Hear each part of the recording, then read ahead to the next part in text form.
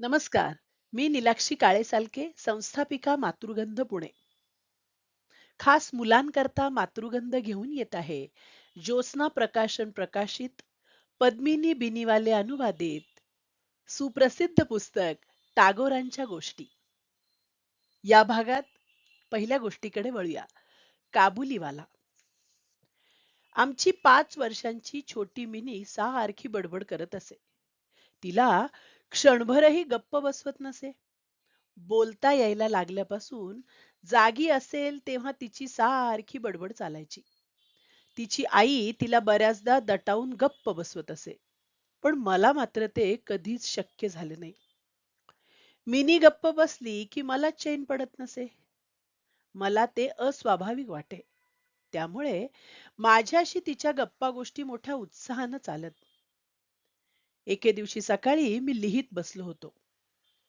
माझ्या कादंबरीच्या 17व्या प्रकरणाला मी सुरुवात करतो न करतो तोच मिनी आली आणि म्हणाली, "बाबा, रामदयाळ दारवान कावळ्याला कव्वा म्हणतो, त्याला काही कळतच नाही हो ना?"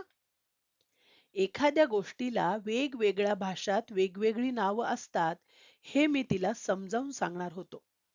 तेवढ्यात तिचं पुन्हा चालू झालं. "अहो बाबा, भोला म्हणतो, हत्ती आकाशात सोंड उंच करून पाणी फेकतो ना, म्हणून पाऊस पडतो." "अय्या, बाबा काहीतरीच ना. भोला किती खोटं बोलतो." यावर मी काही बोलण्यापूर्वीच तिनं लगेच दुसरा प्रश्न विचारला. "बाबा, आई तुमची कोण लागते हो?" मला ह्या प्रश्नाचं मोठं हसू आलं. तिची गंमत करण्यासाठी मी म्हणणार होतो, "मेहुणी." पण असं काही न बोलता मी म्हटलं, "मिनी, तू भोला बरोबर खेळ जा. मी आता कामात आहे." ती माझ्या पायाशी टेबलाच्या बाजूला बसून दोन्ही पाय आणि हात हलवत अगडम बगडम करत खेळू लागली. माझ्या कादंबरीचा नायक प्रताप सिंह त्याच वेळी नायिका कांचनमालेला घेऊन अंधाऱ्या रात्री किल्ल्याच्या उंच खिडकीतून खालच्या नदीत उडी घेत होता. आमचं घर रस्त्याला लागून होतं. अगडम बगडम खेळत बसलेली मिनी अचानक खिडकीकडे धावली आणि मोठमोठ्याने हाका मारू लागली. "काबुलीवाला, ए काबुलीवाला!" ढगळ मळके कपडे, डोक्यावर पगडी, काखेत झोळी आणि हातात द्राक्षांच्या 2-4 पेट्या घेतलेला एक धिप्पाड पठाण मंद मंद पावलं टाकत रस्त्यावरून चालला होता. त्याला पाहून मिनी इतकी आनंदित झाली होती की तिनं त्याला जोरजोरात हाका मारण्याचा सपाटाच लावला होता. मला कळून चुकलं की काखेत झोळी घेतलेलं हे संकट आता माझ्या पुढे उपस्थित होणार आणि माझ्या 17व्या प्रकरणाचं गाडं इथेच थांबणार.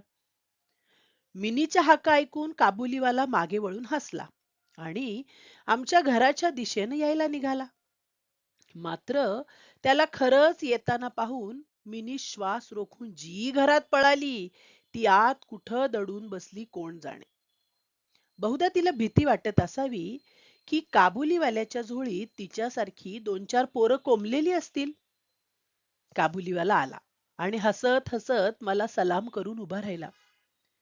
इथे माझ्या कादंबरीतील प्रतापसिंह आणि कांचनमाला भलतेच संकटात सापडलेले होते. पण मिनीनं हाका मारून त्याला बोलवलेलं असल्यामुळे त्याच्याकडून काहीच न घेणं बरं दिसलं नसतं. मी थोडी खरेदी केली. मग अब्दुल रहमान, इंग्लंड रशिया संबंध, भारताच्या सीमेचं रक्षण अशा काही विषयांवर आमच्या थोड्या गप्पा झाल्या. निघताना त्यानं विचारलं, "बाबू, तुमची छोटी बच्ची कुठं दिसत नाही. कुठं गेली ती?" मिनीच्या मनातली काबुलीवाल्याची भीती घालवण्यासाठी मी तिला आतून बोलावून घेतलं. ती येऊन मला बिलगली आणि एकदा काबुलीवाल्याकडे आणि एकदा त्याच्या झोळीकडे भीत भीत पाहू लागली. ती झोळीतलं खिसमिस, अक्रोड काढून तिला देण्याचा प्रयत्न करू लागला. पण ती काही केल्या ते घेईना. उलट अधिकच संशयानं मला बिलगली. काबुलीवाल्याशी आमची पहिली ओळख ही अशी झाली. एके दिवशी सकाळच्या वेळी काही कामासाठी मी घराबाहेर पडलो.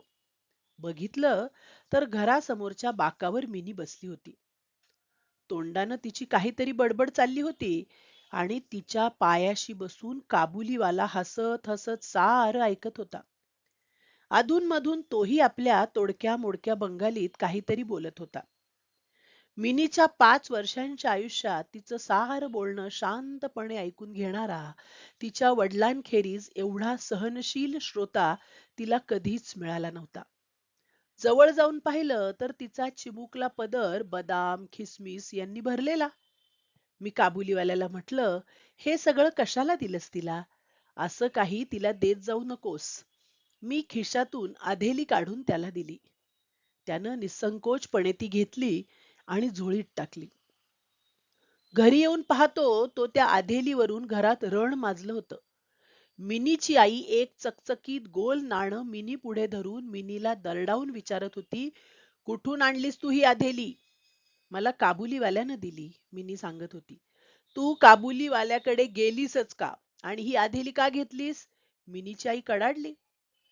"मी खरंच त्याच्याकडे नाही मागितली." मिनी रडत रडत सांगू लागली. "त्यानं आपण होऊन दिली." मी पुढे झालो आणि मिनीला त्या संकटातून वाचवण्यासाठी बाहेर घेऊन गेलो. मला नंतर कळलं की मिनीची आणि काबुलीवाल्याची ही काही दुसरीच भेट नव्हती. गेले काही दिवस तो रोज येत होता आणि बदाम पिस्त्यांच्या भेटी देऊन त्यानं तिच्याशी चांगली दोस्ती केली होती. त्या दोघांच्यात काही गमतीच्या गोष्टी जणू ठरवून गेल्या होत्या. रहिमतला पाहिल्याबरोबर मिनी हसत हसत विचारी, "काबुलीवाला, ओ काबुलीवाला, तुझ्या झोळीत काय आहे?" एकेका शब्दावर अनावश्यक अनुस्वार देत तोही हसत सांगे, "हाथी." अर्थात झोळीत हत्ती आहे असं सांगण्यातच त्यांची सारी गंमत लपली होती. यात फार काही विशेष होतं असं नाही, पण त्या दोघांना मात्र त्या गमतीदार उत्तराची खूप मजा वाटे. आणि शरद ऋतूतल्या प्रसन्न सकाळी मिनीचं तिच्यासाठी तिच्या एवढ्या झालेल्या काबुलीवाल्याचं मनमोकळं हसणं पाहून मलाही फार बरं वाटे. आणखी एक बातचीत त्या दोघात नेहमी घडे. काबुलीवाला म्हणे, "बच्ची, तू कधी सासरी जाऊ नकोस हं." आमच्या बंगालमध्ये त्यावेळी मुलींना लहानपणापासूनच सासर हा शब्द अगदी चांगला माहीत असायचा. परंतु आम्ही जरा वेगळ्या विचारांचे असल्यामुळे सासर या शब्दामागच्या अर्थाचा मिनीला अजून परिचय झालेला नव्हता. त्यामुळे रहिमतचा प्रश्न तिला नीट कळायचा नाही. पण प्रश्नाचं उत्तर न देता गप्प बसली तर ती मिनी कसली? तीच उलट रहिमतला विचारी, "तू जाणार का सासरी?" काल्पनिक सासूरवाडी पुढे मूठ उगारून रहिमत खोट्या खोट्या रागानं म्हणे, "मी सासऱ्याला एक ठोसा मारणार." रहिमतचा आवेश पाहून त्याच्या सासऱ्याची काय अवस्था होईल या कल्पनेनं मिनीची हसता हसता पुरे वाट होई. शरद ऋतूचे दिवस होते. वातावरण प्रसन्न होतं. पूर्वी राजे लोक याच ऋतूत दिग्विजयासाठी बाहेर पडत. प्रवासाला हा काळ खरोखरच छान असतो. मी कलकत्ता सोडून कधीही कुठे जात नसे. मात्र स्वतः घरात बसून जगभर हिंडायला मनाला मोकळं सोडत असे. जणू मी घराच्या एका कोपऱ्यात बसलेला प्रवासी असे. परदेशाचं नाव ऐकल्यावर माझं मन सैरभैर होई.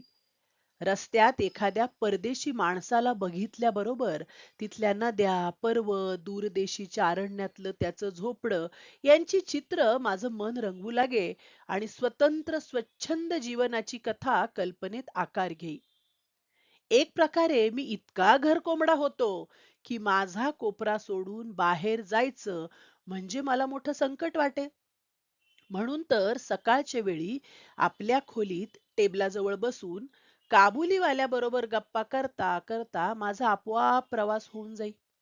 दोन्ही बाजूला काळपट रक्तवर्णीय उंच उंच डोंगर रांगा, मध्ये चिंचोळा वाळवंटी रस्ता, पाठीवर बोजा घेऊन जाणाऱ्या उंटांच्या रांगा, पगड्या घातलेले व्यापारी आणि प्रवासी, कुणी उंटांच्या पाठीवर, कुणी पायी, कुणाच्या हातात भाले तर कुणाच्या हातात चकमकीच्या बंदुका. आपल्या मोडक्या तोडक्या बंगालीत पण घनगंभीर आवाजात काबुलीवाला अशा गोष्टी सांगे की ती सगळी चित्र माझ्या डोळ्यांपुढून सरकू लागत. मिनीची आई अतिशय संशयखोर स्वभावाची. रस्त्यावर जरा कुठे आवाज झाला की तिला वाटे जगातले सारे दारुडे आपल्या घराच्याच रोखानं धावत येतात. तिच्या मते ही पृथ्वी चोर, डाकू, दारुडे, साप, वाघ, झुरळ, पिसवा, मलेरियाचे जंतू तसंच गोरे लोक यांनी ठासून भरलेली होती. इतक्या वर्षांच्या अनुभवानंतरही तिच्या मनातली त्यांची भीती यत्किंचितही कमी झालेली नव्हती. रहिमतच्या बाबतीतही मिनीची आई पूर्णपणे निर्धास्त नव्हती. ती मला वारंवार त्याच्यावर लक्ष ठेवायला सांगत असे. मी तिचं म्हणणं हसण्यावारी नेऊ लागलो की तीच मला उलट विचारी, कधी कुणी कुणाची मुलं चोरली नाहीत का? काबूल देशात गुलामांचा व्यापार चालतोच ना. एका आडदांड काबुलीवाल्याला एक छोटस मूल पळवून नेणं काय अवघड आहे? ही गोष्ट अशक्य नव्हती हे जरी मानलं, तरी ती विश्वास ठेवण्यासारखीही नव्हती. दुसऱ्यावर विश्वास ठेवण्याची सर्वांची क्षमता सारखी नसते. म्हणूनच माझ्या पत्नीला भीती वाटत होती, तरी काही दोष नसताना रहिमतला घरी येण्याची मनाई करणं मला जमलं नाही. दरवर्षी साधारण माघ महिन्याच्या मध्याला रहिमत त्याच्या मुलखात जात असे. जाण्याआधी उधार दिलेले सगळे पैसे वसूल करण्याच्या कामात तो गुंतलेला असे. वसुलीसाठी त्याला घरोघर फिरावं लागे, तरीही तो दिवसातून एकदा तरी मिनीला भेटून जाई. हे पाहिले की वाटे, या दोघा दोस्तात काहीतरी गुप्त कारस्थान शिजलेलं आहे. कारण ज्या दिवशी तो सकाळी येऊ शकत नसे, त्या दिवशी तो संध्याकाळी येई. अंधारात घराच्या कोपऱ्यात अंगात ढगळ खमीज पायजमा घातलेला आणि खांद्यावर झोळी अडकवलेला तो धिप्पाड काबुलीवाला पाहिला की साहजिकच मनात एक शंकेची पाल चुकचुके. परंतु जेव्हा मिनी काबुलीवाला काबुलीवाला करत धावत येई आणि अगदी भिन्न वयाच्या त्या दोस्तात नेहमीप्रमाणे हसत खेळत गप्पा गोष्टी सुरू होत, तेव्हा साऱ्या शंका फिटून माझं हृदय आनंदून जाई. एके दिवशी मी माझ्या छोट्या खोलीत बसून माझ्या पुस्तकाची प्रूफ तपासत होतो. थंडी संपत आली असली तरी गेले 2-3 दिवस थंडीनं पुन्हा चांगलाच जोर धरला होता. हवेत गारठा होता. खिडकीतून घुसून आत आलेलं सकाळचं कोवळं ऊन टेबलाखाली माझ्या पायांना स्पर्श करत होतं. तो उबदार स्पर्श मोठा गोड वाटत होता. 8चा सुमार होता. डोक्याला मफलर बांधून सकाळी फिरायला गेलेली माणसं आता घराकडे परतली होती. अशा वेळी अचानक घरासमोरच्या रस्त्यावर कसली तरी गडबड झाल्याचं ऐकू आलं. डोकावून पाहिलं तर रहिमतच्या दंडाला काढण्या बांधून 2 पहारेकरी त्याला धरून आणत होते. त्यांच्या मागून फाजील चौकस पोरांचं एक टोळकं चाललं होतं. रहिमतच्या कपड्यांवर रक्ताचे डाग होते आणि एका पहारेकऱ्याच्या हातात रक्तानं माखलेला सुरा. मी बाहेर जाऊन पहारेकऱ्याला विचारलं, काय झालं? थोडं पहारेकऱ्यांकडून थोडं रहिमतकडून समजलं ते असं की एका शेजाऱ्यानं रहिमतकडून उधारीनं चादर घेतली होती, पण तो आता ते नाकारत होता. दोघात बरीच बाचाबाची झाली आणि अखेर रहिमतनं त्याला सुऱ्यानं भोसकलं. त्या माणसाला उद्देशून रहिमत अर्वाच्य शिव्या देत होता. तोच काबुलीवाला ए काबुलीवाला असं ओरडत मिनी बाहेर आली. क्षणभर रहिमतच्या चेहऱ्यावर कौतुक मिश्रित आनंद दिसला. आज त्याच्या खांद्यावर झोळी नव्हती, त्यामुळे नेहमीप्रमाणे त्या झोळीबद्दलची प्रश्नोत्तरं झाली नाहीत. एकदम पुढचाच प्रश्न आला. काबुलीवाला, सासरी चाललास? रहिमत हसला आणि म्हणाला, हो, तिकडेच चाललो. त्यानं पाहिलं त्याच्या उत्तरानं मिनी हसली नाही, तेव्हा आपले हात तिला दाखवत तो म्हणाला, सासऱ्याला मारलं असतं, पण काय करू, माझे हात बांधलेत. भोसकण्याच्या गुन्ह्याखाली रहिमतला काही वर्षांची शिक्षा झाली. काळ पुढे चाललाच होता. हळूहळू मला रहिमतचा विसर पडत गेला. आम्ही आमच्या दैनंदिन जीवनात असे गुंतलो होतो की स्वतंत्र वृत्तीचा एक पर्वतप्राय पुरुष तुरुंगाच्या भिंतीआड वर्षामागून वर्ष ढकलते याची आम्हाला जाणीवही उरली नाही. मिनी तर आपल्या या मित्राला इतकी पटकन विसरली की तिचं वागणं बघून शरम वाटावी. घोडागाडीच्या नवीन सायसाबरोबर तिची आता गट्टी जमली होती. वाढत्या वयाबरोबर ती नवीन मैत्रिणी जोडत होती. वडिलांच्या खोलीकडे तर ती आताशा फारशी फिरकतही नव्हती. त्यामुळे तिचा माझा संवाद अलीकडे फारच तुटक झाला होता. आणखी काही वर्ष लोटली. आणखी एक शरद काल आला. मिनीचं लग्न ठरलं. दुर्गा पूजेच्या सुट्टीत तिचा विवाह होणार होता. दुर्गेबरोबरच आमची ही आनंदमयी आमचं घर सुनं करून पतिगृही जाणार होती. आजची सकाळ फार सुंदर होती. पावसानंतर शरदातलं ऊन गाळलेल्या सोन्यासारखं दिसत होतं. कलकत्त्याच्या गल्लीबोळातली मोडकी तोडकी जीर्ण शीर्ण घरं सुद्धा त्या उन्हात विलक्षण सुंदर भासत होती. आज मिनीचं लग्न होतं. रात्र संपते न संपते तोच आमच्या दारी सनई वाजू लागली. त्या सुरांनी हृदयात काहूर माजलं होतं. मन आतल्या आत रडत होतं. भैरवीचे करुण स्वर माझ्या मिनीच्या विरहाचं दुःख शरद कालातील उन्हासारखं सारं जग व्यापून टाकत आहेत असं वाटू लागलं. सकाळपासून घरात गडबड सुरू झाली. लोकांची ये-जा चालू होती. अंगणात मांडव घातला जात होता. चारी बाजूंना आणि व्हरांड्यात लता वेली लावून आरास चालली होती. हातोड्यांचे ठकठक आवाज येत होते. हाकाहाकीला तर सुमारच नव्हता. मी माझ्या लिहिण्याच्या खोलीत बसून हिशेब करत होतो. अचानक रहिमत तिथे आला आणि सलाम करून उभा राहिला. मी प्रथम त्याला ओळखलंच नाही. त्याची सगळी रयाच गेली होती. खांद्याला झोळी नव्हती, केसांची लांब झुलपं नव्हती, देहावर पूर्वीचं तेजही उरलं नव्हतं. शेवटी त्याच्या हसण्यावरून मी त्याला ओळखलं. मग विचारलं, रहिमत, केव्हा आला सुटून? काल संध्याकाळीच सुटका झाली, तो म्हणाला. ते ऐकून मला कसंसच वाटलं. आजपर्यंत खुनी माणसाला मी कधीच इतक्या जवळून पाहिलं नव्हतं. त्याला पाहून जीव चरकला. वाटलं, आजच्या शुभ दिवशी हा नसता आला तर बरं झालं असतं. मी त्याला म्हटलं, आज आमच्या घरी कार्य आहे, मी जरा घाईत आहे, तेव्हा आज तू गेलास तर बरं होईल. माझं बोलणं ऐकून तो तडक जायला निघाला. पण दाराजवळ जाऊन जरा घुटमळला आणि म्हणाला, एक वेळ मी बच्चीला पाहू शकणार नाही का? त्याला बहुधा लहानपणची मिनीच आठवत असावी. बिचाऱ्याला वाटत असावं, पूर्वीसारखी मिनी आताही काबुलीवाला काबुलीवाला करत धावत येईल. पूर्वीसारख्याच निर्वेधपणी त्यांच्या गप्पा होतील. पूर्वीचं नातं स्मरून त्यानं द्राक्षांची एक पेटी आणि कागदाच्या पुड्यात थोडे खिसमिस, बदाम आपल्या मित्राकडून घेऊन आणले होते. त्याची स्वतःची झोळी आता होतीच कुठे? मी म्हटलं, आज सगळी कामात आहेत, तेव्हा कुणाचीच भेट होणार नाही. हे ऐकून तो काहीसा खिन्न झाला. क्षणभर थांबून त्यानं माझ्याकडे स्थिर नजरेनं पाहिलं आणि सलाम बाबू म्हणून तो बाहेर पडला. मला ओशाळल्यासारखं झालं. वाटलं त्याला परत बोलवावं. पाहतो तर तो आपणहूनच परत येत होता. जवळ येऊन तो म्हणाला, ही द्राक्ष आणि खिसमिस मी बच्चीसाठी आणलीये, ती तेवढी तिला द्या. मी ते घेऊन पैसे देऊ लागलो तर त्यानं एकदम माझा हात धरला. म्हणाला, आपण माझ्यावर खूप दया केली, त्याचं मला जन्मभर स्मरण राहील. मला पैसे देऊ नका बाबू. तुमच्यासारखीच माझ्या मुलखात माझीही एक मुलगी आहे. तिला आठवतच मी आपल्या बच्चीसाठी काही बाही आणतो. मी काही सौदा करण्यासाठी नाहीये तिथे बाबू. इतकं बोलून त्यानं आपल्या ढगळ खमिजात हात घालून छातीपासच्या खिशातून एक मळका कागद बाहेर काढला आणि मोठ्या काळजीपूर्वक कागदाची घडी उलगडून तो दोन्ही हातानं माझ्या टेबलावर पसरला. त्या कागदावर एका चिमुकल्या हाताच्या पंजाचा ठसा होता. फोटो नव्हता, तैलचित्र नव्हतं. कसला तरी रंग लावून तो छाप कागदावर उमटवला होता.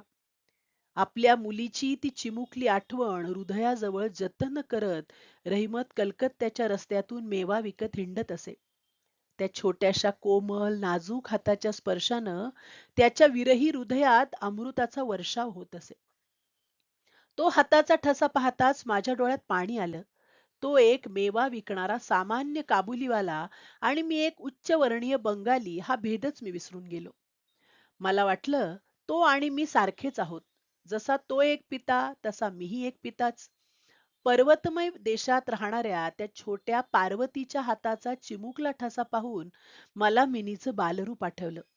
मी लगेच मिनीला आत बोलावणं पाठवलं. घरातून तिच्या येण्याला खूप विरोध झाला, पण मी कोणाचंच ऐकलं नाही. रेशमी वस्त्र परिधान केलेली, कपाळाला चंदनाचा टिळा लावलेली, वधू वेशातली मिनी लाजत माझ्याजवळ येऊन उभी राहिली. तिला पाहून काबुलीवाला प्रथम गोंधळला. त्याला तिच्याशी पूर्वीसारखं बोलता येईना. पण मग हसून तो म्हणाला, बच्ची, सासरी चाललीस ना? मिनीला आता सासूरवाडीचा अर्थ कळला होता. आता पूर्वीसारखं तिलाही गमतीदार उत्तर देता आलं नाही. रहिमतचा प्रश्न ऐकून तिला आणखी लाजल्यासारखं झालं. ती तोंड फिरवून उभी राहिली. काबुलीवाल्याबरोबर झालेली मिनीची पहिली भेट मला आठवली आणि माझं मन गलबलून गेलं. मिनी आत निघून गेली. एक दीर्घ निश्वास टाकून रहिमतनं जमिनीवर बसकण मारली. त्याला कळून चुकलं की त्याची बच्चीही मधल्या काळात अशीच मोठी झाली असणार. आता तिच्याशी नव्यानं ओळख करून घ्यावी लागणार. तिच्याशी बोलायची भाषा बदलावी लागणार. आता ती थोडीच पूर्वीसारखी असेल. या 8 वर्षात किती पाणी वाहून गेलं असेल कोण जाणे. शरद ऋतूतल्या सकाळच्या कोवळ्या उन्हात सनईचे सूर मिसळले होते. कलकत्त्याच्या एका गल्लीत बसून रहिमत बघता बघता मनानं पर्वतांच्या वालुकामय अफगाणिस्तानातील चित्र पाहू लागला. मी त्याला एक नोट दिली आणि म्हणालो, रहिमत, तू आपल्या मुलखात आपल्या मुलीकडे जा. तुमच्या दोघांच्या बाप लेकीच्या भेटीनं माझ्या मिनीचं कल्याण होईल. हे पैसे दिल्यामुळे मला लग्न समारंभाच्या खर्चात काटछाट करावी लागली. दिव्यांची रोषणाई करता आली नाही. वाजंत्रीही वाजवता आले नाहीत. घरातली बायका माणसं खट्टू झाली. त्यांना कुठं माहित होतं की एका उज्ज्वल प्रकाशानं आमचा समारंभ आणखी मंगलमय झाला होता. धन्यवाद.